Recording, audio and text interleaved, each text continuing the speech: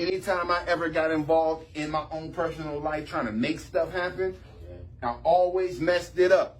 Because you don't know failure until you was right at the cusp, the edge of success, and you had it in your hand and it ran through your hands like water. Come on, when you at the door of what you dreamed about, what you've been working hard for, but because you didn't do it the right way, or you cut some corners, or you were sabotaging some other people so they didn't get it, and it just dripped through your hands like water. Patience is a virtue. So the thing is, you gotta be patient, man. Accepting who you are. When you reach a high level of emotional maturity, you will likely have a great deal of self-acceptance. This means accepting yourself for who you are, flaws and all. It also includes being kind and compassionate towards yourself, as well as forgiving yourself for when you make mistakes. We have self-acceptance. We are more likely to be accepting of others as well. This is in contrast to people who are emotionally immature and tend to be judgmental and critical of both themselves and other people. When we have self-acceptance, we are more likely to be accepting of others as well. You can't give away what you don't possess. You want to love people better? Start loving yourself better. You want to treat people better? Start treating yourself better. It starts with you first, man. If you can't give away what you don't possess, this ain't no light switch to turn on and off. Either you is or you're not. They say back in the 20s, either you is or you ain't. Ask yourself, are you open to new ideas and willing to change your point of view? The fact that y'all coming here to these groups means that you're open to new ideas, because that's what we talk about every day. Well, Monday through Friday, we talk about new ideas, right? And that's a good thing. This is because emotionally mature people are able to see both sides of each story, and they're not afraid to change their opinions if they're presented with new information. A paradigm shift. So a paradigm is how we all view the world. We all view the world differently. Some things we see similarly, but we all see the world differently, man. That's because we were raised differently. And that's what your paradigm is. Your paradigm is how you view the world. And it depends on how you was raised. Some people, when they woke up in the morning, as soon as they woke up, mom or grandma or granddaddy or somebody had you doing chores.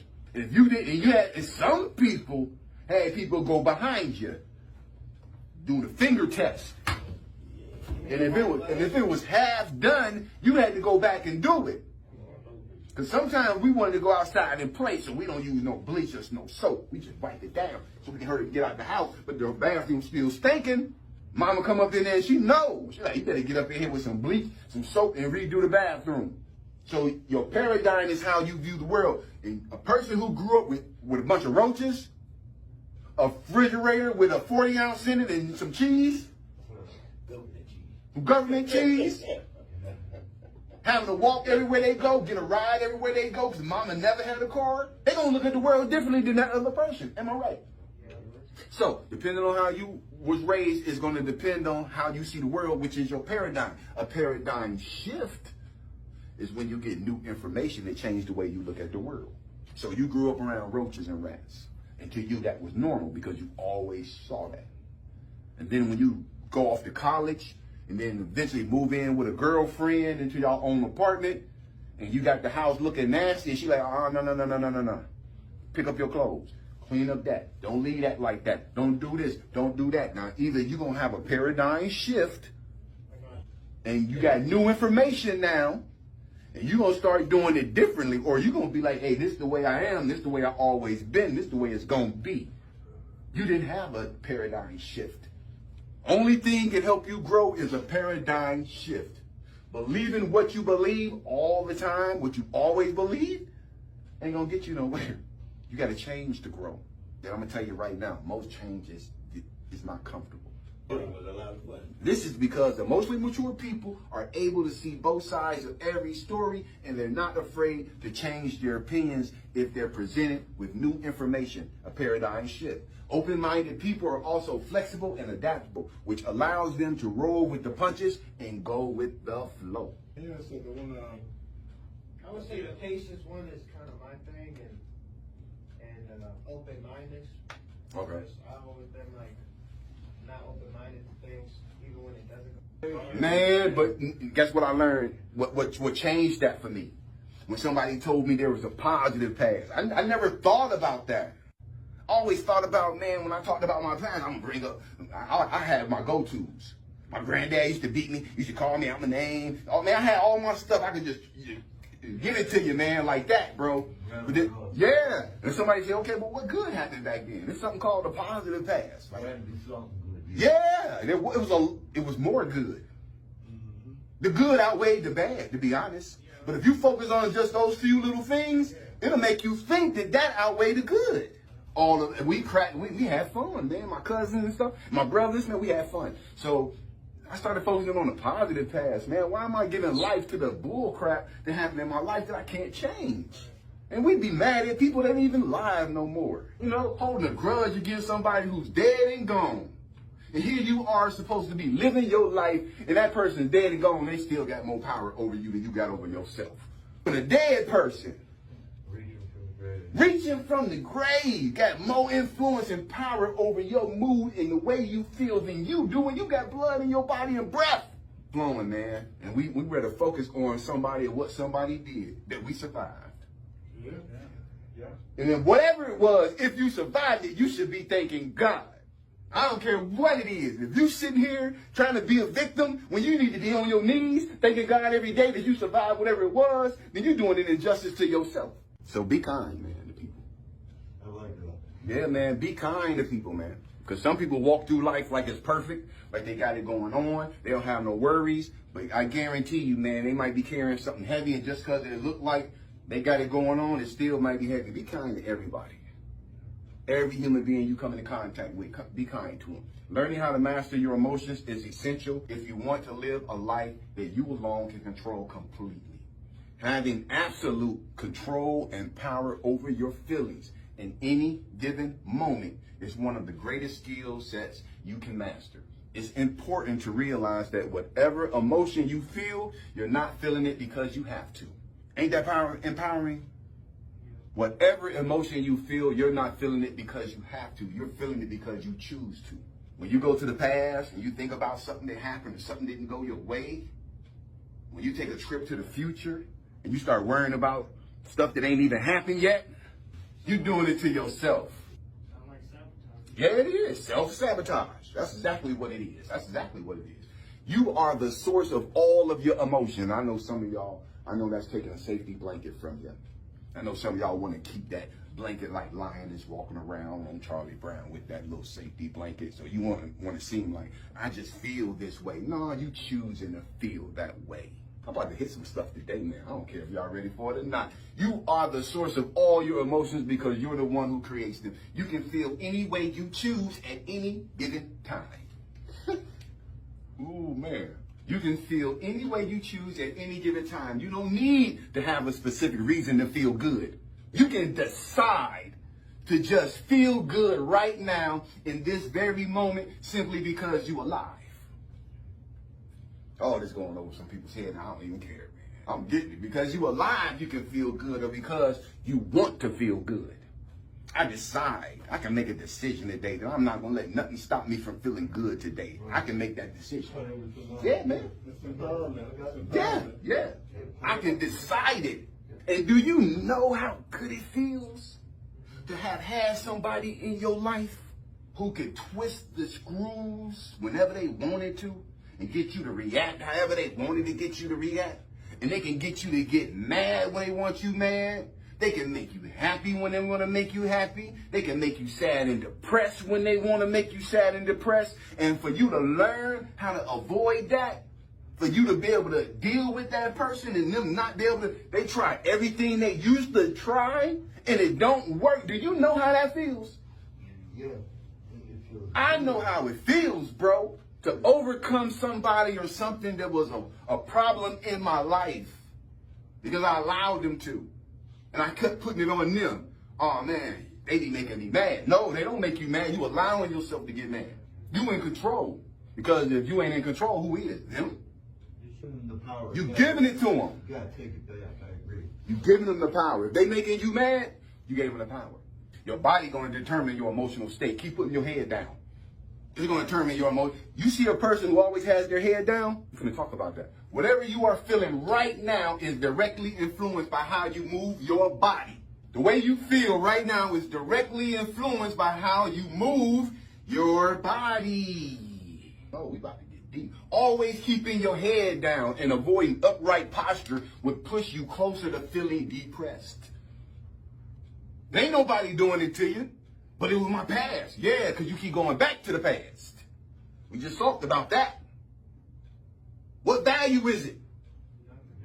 What is the value you getting from going back to the past and thinking about what bad happened to you? Can you change it? Can you fix it? Okay, so your brain is a haunted house. Your brain is a haunted house with cobwebs and spiders and ghosts and witches in your brain, living in your head. You are a walking haunted house. Because if you ain't in possession of your own brain, somebody or something is. Somebody or something is in control of your brain if you not.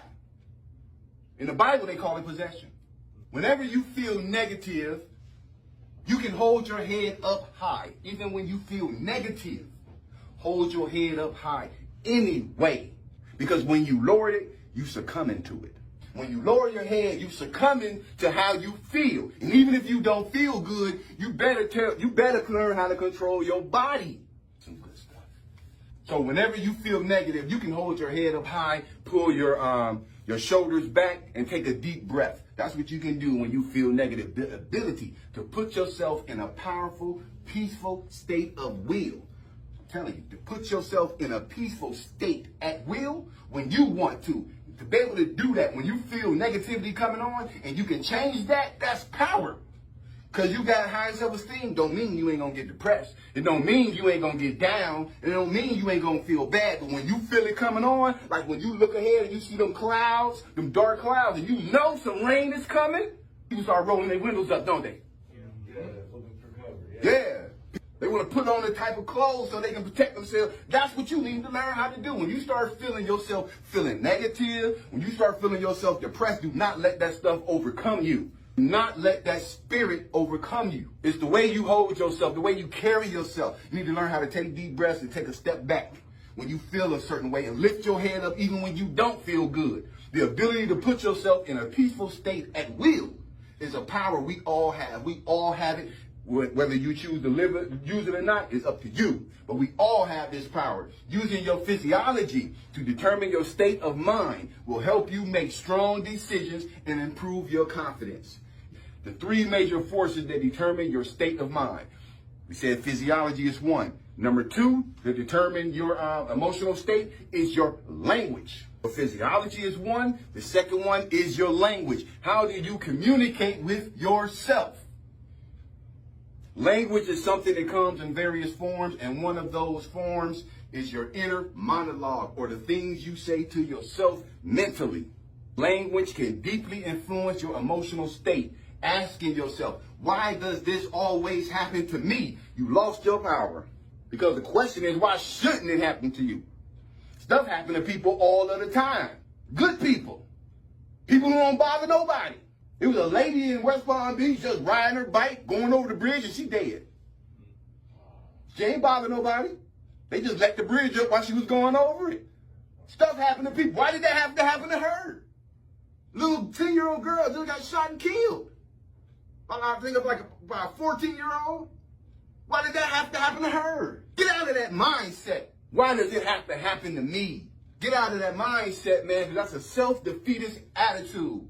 Language can deeply influence your emotional state. Asking yourself, why does this always happen to me, will create a negative state of mind. But if you were to ask, how can I benefit from this? What can I learn from this? Then you would see that it provides a more positive state of mind. The words you speak are constantly playing a key role in your personal perception of a situation and how that situation will affect your mind.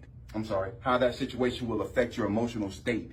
If you find yourself feeling negative or down about something, take a closer look at your language and how it could be influencing your emotional state of mind. Change your internal language. to turn your negative emotions into positive and empowering ones. So you got to change your internal language, bro. Never use the word against yourself. I'm telling you, I'm stupid, I'm dumb, this and that and this. What? Real. But sometimes, man, some people that be in the wrong places, man. At the wrong time. Okay. Thank you, Don. 3 major forces that determine your emotional state. Number 3, focus on the good. That's real big, man, because you want to focus on what you want and not what you don't want. You want to focus on your desires and not your fears. You want to focus on where you want to go and not where you don't want to go. You want to focus on your dreams and not your nightmares. Where focus goes, energy flows, and results follow. 7 steps to emotional mastery. Now, this is what you do, and we identified the 3 major forces that determine your emotional state. Now we're going to talk about this is what you want to do if you want to become a master of your own emotions. So, number 1, identify your emotion. We talked about that a little bit up here. Identify your emotion, because if you can't identify it, then it's going to haunt you. Because if you running around here talking about you're finna go into a haunted house with your girlfriend, and you like, man, I'm so scared, then you are misidentifying how you feel, because you are not afraid. You are anxious. Because if you were afraid, you wouldn't take your butt in there. So you got to know the difference. You got to know how you're feeling. You got to know the difference between, I just got through watching the news, and they had a bunch of negative stuff on the news that they were just talking about, and that's why 2 hours later, I feel the way I feel. You got to be able to pinpoint it, because if you can't pinpoint it, every morning you're going to figure out, you're going to feel like, every morning I have a bad morning, I feel so depressed early in the morning, that you ain't going to link watching the news every morning with why you feel the way you do. You got to learn how to start identifying, when did this happen? Why did it happen? When you're angry, why am I angry? Why? Because sometimes when I'm angry and I feel that feeling of anger and I think about it, I start unpacking it, whoever I was angry at, it comes all the way back to me. 9 times out of 10. Yeah, we push our anger off on people when really that belongs to us. You got to learn how to identify your emotion. The first step to emotional mastery is being able to identify the emotion you are experiencing. This is important because uncertainty about the type of emotion you're experiencing will have you in a struggle to respond accordingly. To help you learn how to better identify your emotion, ask yourself the following questions. What am I feeling right now? Am I really feeling this, or is there something more? The more clarity that you have and the more you work on identifying your emotions, the easier it becomes. Identify your emotions. Some of y'all are going to start doing it without even knowing you're doing it now, just because you heard it. Some people are learners like that. I'm that kind of learner. Once I hear it, I don't have to write down no note or nothing. I automatically start doing it. And some of y'all are like that too. You just got to hear it. And once you hear it, you internalize it. You got to learn how to appreciate your emotion. Don't suppress them. Learn how to appreciate it. Because most people, the opposite of appreciating your emotion, know what it is? Acting like it ain't there. Yep. Suppressing it. Or acting like it's not there. And that's the worst thing you can do. Because you'll take that stuff out on some people who ain't had nothing to do with it. You'll take it out on some people, man, they don't even know what the heck is wrong with you. They like, what? That's not fair. Appreciate your emotion. Resisting the emotion you feel is not healthy and can make things more difficult. Resisting your emotion can cause uncertainty and prevent you from using the emotion to your advantage. If you think you're angry at some people, to use it to your advantage, use that anger for motivation to do it better in your life, to create a more positive life, a more independent life. Instead of being angry with people. On the other hand, because when you start feeding to that anger, instead of using that anger to better yourself, we're going to start thinking of ways to sabotage them. You don't want to do that. Above board and take the high road. Openly acknowledging your feelings and searching for their potential meaning and significance is truly important. Example, something suddenly came up and made you feel frustrated or stressed. You got to do something. Somebody got mad at you. Anything. Acknowledging that you're frustrated and what specific circumstance made you feel that way. Once you're ready to acknowledge your emotion and openly study it, you will be ready to move on to the next stage. You didn't say no Huh? I said you didn't say no Oh, I didn't? I didn't say no arms? All right, okay, cool, man. Cool, all right, cool, all right. Any questions, concerns about this before I let y'all go? Just like that's empowering you to. I think people realize that, but then until it's really talk to you and you focus on it, that I am in control of my emotions. Mm-hmm. Wasn't that empowering to hear that today? Sure is.